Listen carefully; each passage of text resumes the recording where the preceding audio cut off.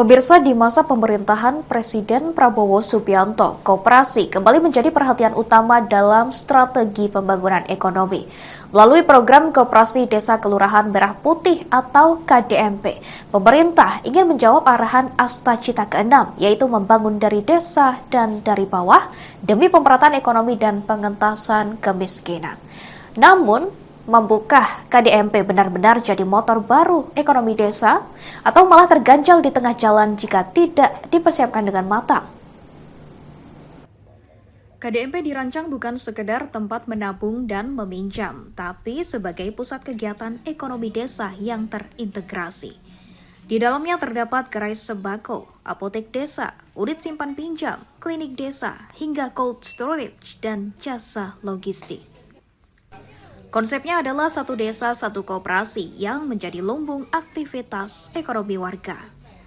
Melalui model ini, masyarakat diharapkan bisa lebih mudah mengakses kebutuhan sehari-hari, mendapatkan pelayanan kesehatan, mengembangkan usaha, dan yang tak kalah penting, terlibat aktif dalam ekonomi gotong royong.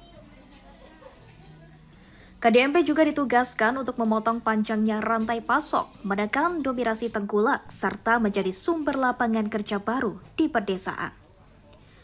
Namun belum separuh perjalanan program, terjadi perubahan di struktur Kabinet Merah Putih. Presiden Prabowo Subianto memutuskan mencopot Budi Aris Setiadi dari posisi Menteri Koperasi. Keputusan ini turun hanya sekitar 2 jam setelah Budi hadir dalam rapat kerja dengan Komisi 6 DPR RI, Senin 18 September 2025 lalu. Dalam rapat itu, Budi masih menyampaikan usulan tambahan anggaran senilai 7,8 triliun rupiah untuk tahun depan. Dana ini diproyeksikan untuk mempercepat digitalisasi lebih dari 80.000 unit KDMP di seluruh tanah air, serta memperkuat pendampingan dan pelatihan anggota koperasi. Kini tongkat kepemimpinan berpindah ke Ferry Juliantono. Di tangannya, KDMP akan didorong menerapkan sistem financial technology atau fintech.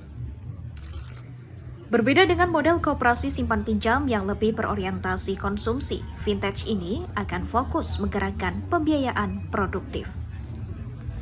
Selain itu, digitalisasi di aspek lain juga terus dimasifkan.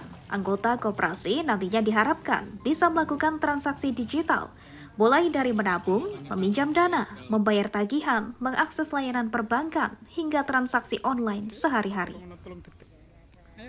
Seluruh aktivitas terdata secara digital sehingga memudahkan pengawasan dan meningkatkan akuntabilitas. KDMP juga mendapat akses lebih mudah ke lembaga keuangan formal. Melalui Himbara, koperasi bisa mengajukan pinjaman dengan plafon hingga 3 miliar rupiah. Terbaru, Himbara sudah mulai mencairkan dana ke 1.000 unit KDMP dan 16.000 unit lainnya telah mengajukan proposal. Ini diharapkan mempercepat lahirnya pusat-pusat ekonomi baru di pedesaan.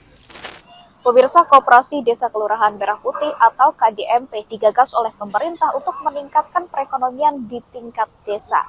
Nah, masyarakat di desa nantinya didorong untuk terlibat aktif dalam mengembangkan usaha bersama di dalam koperasi tersebut.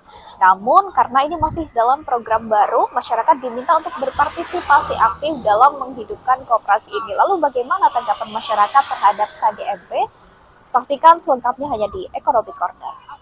Baca sih sepertinya bagus ya program ini, karena kan biasanya kita kan dapat harga-harga itu kan mahal. Kalau misalkan ada koperasi Desa Merah Putih mungkin harganya lebih murah ya untuk sembako yang mereka jual. Tapi di lingkungan saya, khususnya di desa saya, di Desa Ramai Tritunggal, Kecamatan Katibung, Kabupaten Lampung Selatan, saya belum melihat adanya aktivitas koperasi Desa Merah Putih itu. Nggak tahu juga nanti rekrutmennya bakal terbuka atau mungkin orang-orang kenalannya, kita tahu sendiri lah ya Mbak.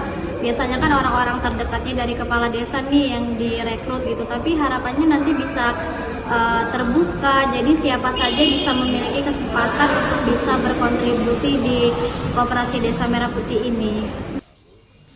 Namun optimisme itu tak luput dari catatan kritis para pengamat. Guru Besar Ekonomi Universitas Lampung, Marcelina Jayasinga, mengingatkan bahwa program strategis ini jangan terlalu cepat digelontorkan tanpa kajian mendalam. Menurutnya, fakta di lapangan menunjukkan bahwa koperasi yang sudah ada justru mengalami stagnasi, bahkan mati suri.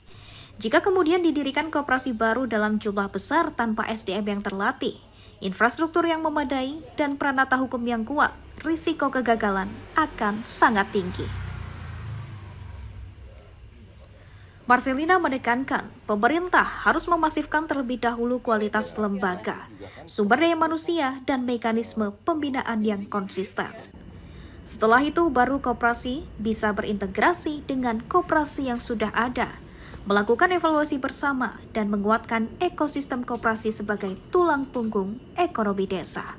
Tapi perlu dievaluasi kembali lah, karena faktanya gitu ya, koperasi yang ada saja saat ini itu kurang berkembang, mati suri. Kemudian kita memunculkan lagi koperasi baru yang jelas SDM-nya itu belum teruji.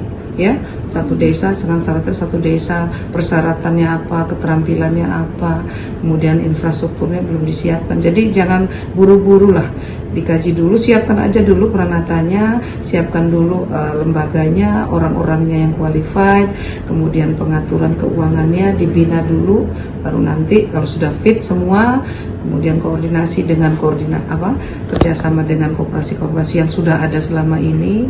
Sylvia Agustina melaporkan.